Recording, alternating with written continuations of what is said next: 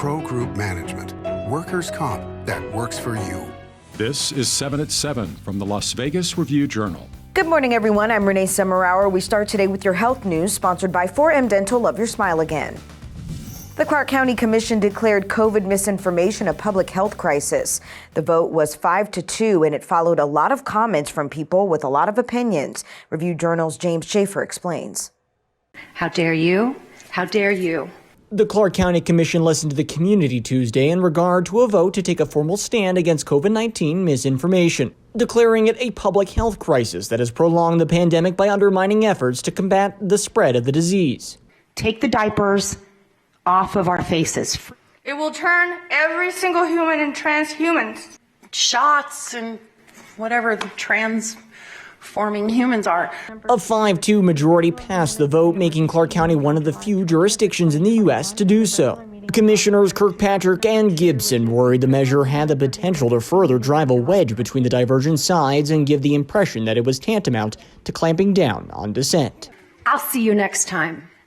Next speaker, please. For the Las Vegas Review-Journal, I'm James Schaefer. Meanwhile, Raiders owner Mark Davis says requiring fans to be vaccinated to enter Allegiant Stadium was the right thing to do. Davis attended last week's game at Allegiant against the Baltimore Ravens. He says the energy from the game reinforced his decision not to have a small number of fans at the stadium last year. Nearly 300 fans got their first vaccine dose on game day, and Davis says requiring everyone to verify their status was the right decision. Now let's continue with your top stories this morning, brought to you by Nevada Hand's Silver Sky Assisted Living Community. Learn more at nevadahand.org. Now that he's officially running for governor, former U.S. Senator Dean Heller talked to the Review-Journal about the campaign. Review-Journal's Jen Ah has more on his strategy. Good morning, Jen. Good morning to you, Renee. Former Senator Dean Heller enters the Republican race for governor with an edge over his four rivals due to his name recognition and political history in Nevada.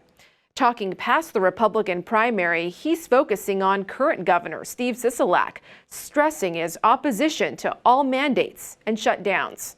Heller says he'll also put his conservative credentials on abortion, crime, and immigration. When I served in Washington, D.C., in my 12 years, I passed probably over 100 pieces of legislation. I've always been the most conservative, and I am the most conservative candidate in this particular race that we're in today.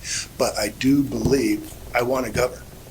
I want to get things done. In response, Governor Sisolak says his focus is on Nevada's recovery, vaccination rates, and jobs. On Monday at an arts event, the governor added in reference to the 5 Republican candidates that, quote, fighting a pandemic is not an easy job. Renee? Thanks, Jen. A Connecticut police officer charged in the fatal DUI crash remains in jail.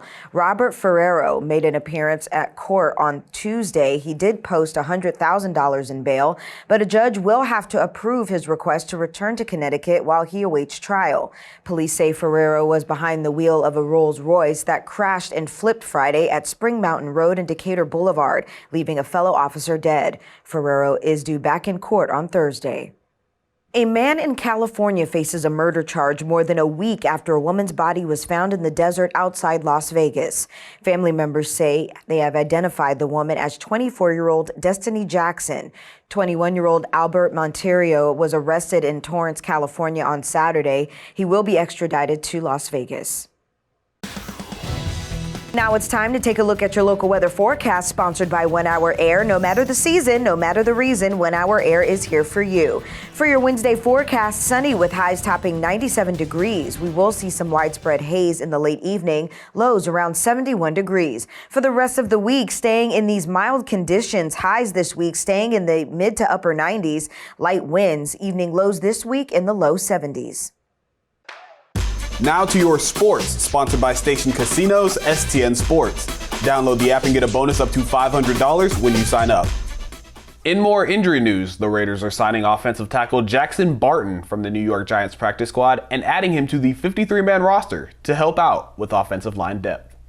And it will be Major League Soccer versus Liga MX as the Seattle Sounders take on Club Leon in the League's Cup final at Allegiant Stadium tonight at 7 p.m. In your business news, sponsored by Bank of Nevada, Bank on Accountability, a small town 70 miles south of Las Vegas doesn't have much other than an airstrip, but it does have a lot of water. A group led by Jerry Tyler bought most of Cal-Nev-Ari in July, and now Tyler says it might have an underground river that doesn't run dry.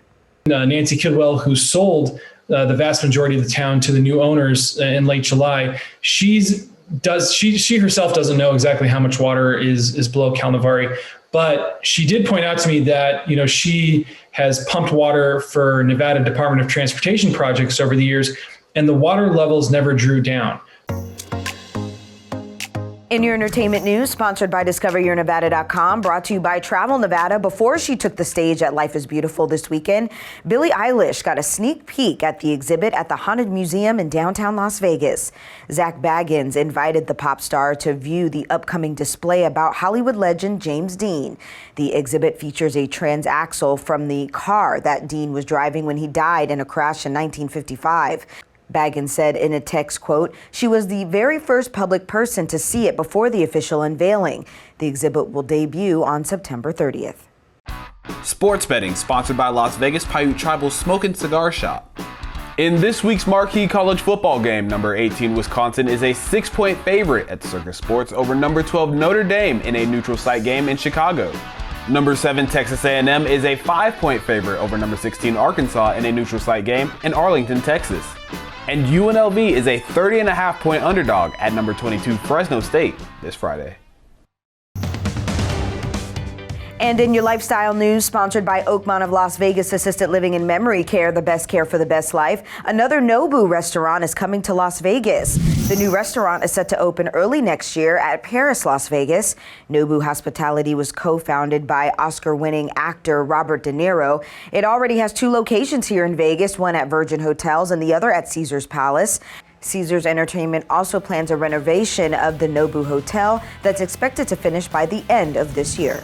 Thank you for watching 7 at 7 a.m. I'm Renee Summerhour. If you have an Amazon Fire TV, search Review Journal to download our channel. Watch Las Vegas breaking news streaming live on your OTT device. We'll see you back here later today for 7 at 7 p.m. from the Las Vegas Review Journal. Have a great day. Review Journal Studio, sponsored by Adam Kuttner. Get the maximum settlement as quickly as possible. This 7 at 7 update, sponsored by Pro Group Management. You're watching 7 at 7 from the Las Vegas Review Journal.